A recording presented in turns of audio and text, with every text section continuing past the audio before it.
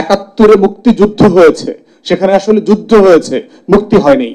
মুক্তি হয় নাই বলেই আমাকে দফায় দফায় মুক্তির লড়াই ভিন্ন ভিন্ন নামে ভিন্ন ভিন্ন প্রজন্মের ব্যানারে বারবার করতে হয়েছে। সেই প্রত্যেকটা লড়াইয়ের জায়গা থেকে এসে কেন আমি 1971-এ এসে আমার ভাঙা ঘরটাকে তালাক দিয়ে ফেললাম।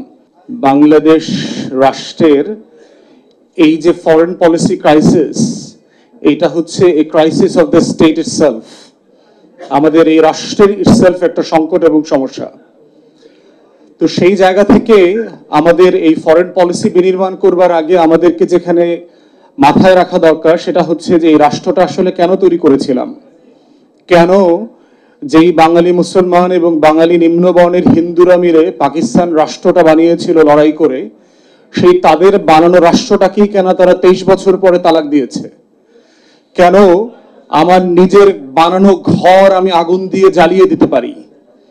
সেই যে আমার আকাঙ্ক্ষা, আমার পাকিস্তান আন্দোলন, আমার ঢাকা বিশ্ববিদ্যালয় প্রতিষ্ঠার লড়াই, বঙ্গভঙ্গ হবে, পূর্ব বাংলা উন্নীত হবে, এখানে কাঠামো তৈরি হবে, আমার জমিদারি প্রথা বিলোপের যে লড়াই এবং সফলতা, সেই প্রত্যেকটা লড়াইয়ের জায়গা থেকে এসে কেন আমি 1971-এ এসে আমার ভাঙা ঘরটাকে তালাক দিয়ে ফেললাম। এইটা বুঝবার মধ্যেই হচ্ছে যে আমার রাষ্ট্র বিনির্মাণ শুধু না, আমার বিদেশ নীতি তৈরি করবার জায়গাটাও লুকায়িত আছে। এবং আমাদের ঘোষণাপত্রে কিন্তু সেখানে পরিষ্কার করে বলে দেওয়া ছিল যে আমি একটা free and independent sovereign Democratic Republic করতে চাই, আমার আকাঙ্ক্ষার কথা বলা ছিল।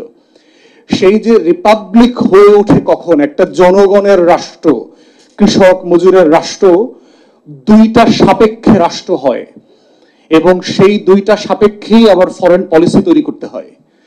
এবং এই ফরেন পলিসির মোদ্দা কথাটাই হচ্ছে শত্রু সাপেক্ষে, স্বার্থ সাপেক্ষে, যে কারণে আমার রাষ্ট্র হয়েছে। কেন আমি লড়াই করেছিলাম, লড়াই করে পাকিস্তান বানিয়েছি, আবার লড়াই করে বাংলাদেশ বানিয়েছি, আবার বানানোর পরেও আমার লড়াই বন্ধ হয়নি। কিন্তু 53 বছর ধরে আমি আমার মুক্তির লড়াইটা চালিয়ে যাচ্ছি। 71-এ মুক্তিযুদ্ধ হয়েছে, সেখানে আসলে যুদ্ধ হয়েছে, মুক্তি হয়নি। মুক্তি হয় নাই বলেই আমাকে দফায় দফায় মুক্তির লড়াই ভিন্ন ভিন্ন নামে ভিন্ন ভিন্ন প্রজন্মের ব্যানারে বারবার করতে হয়েছে।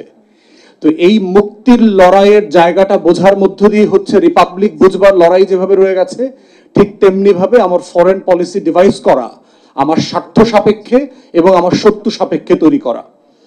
এখন সেই জায়গাতে দেখেন যে শিফটিং সায়েন্স অফ হিস্ট্রি, যেটা বলা হচ্ছে যে পশ্চিম থেকে নাকি এটা পূর্বে চলে আসছে, আসলে কতটুকু?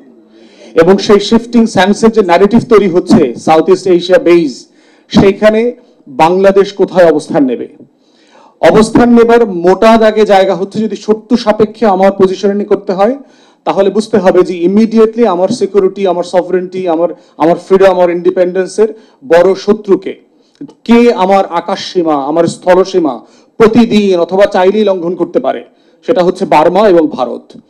তাহলে আমার ফরেন পলিসির প্রথম জায়গাটা হইতে হবে এই দুইটা রাষ্ট্র সাপেক্ষে, আমার শত্রু সাপেক্ষে, আমার জমি, আমার আকাশ, আমার জলসীমা সাপেক্ষে।